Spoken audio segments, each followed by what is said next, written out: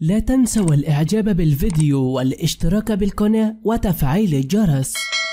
السلام عليكم ورحمة الله وبركاته. أنا انتهيت خلاص، خلصت حكايتي على كده، مش هقدر أكمل، حاسس إني بودعكم. نقل الرئيس السوداني عمر حسن البشير للمستشفى يبكي السودانيين عليه الآن، حيث نقل اليوم من جديد البشير إلى أحد المستشفيات بعد انهيار حالته الصحية بالكامل، وقال: أنا انتهيت خلاص، وقد تكون آخر نقلة إلى المستشفى لي، قد أكون أفارق الحياة من خلال الأيام القادمة. أتمنى أن تكونوا دائما بجانبي بالدعوات لي بالشفاء في أمر قد أثار تعاطف كبير من السودانيين وحزن كبير في السودان على حالة عمر البشير الذي تدهورت بالكامل بعد أن نقل الرئيس السوداني عمر حسن البشير للمستشفى. أبكى السودانيين.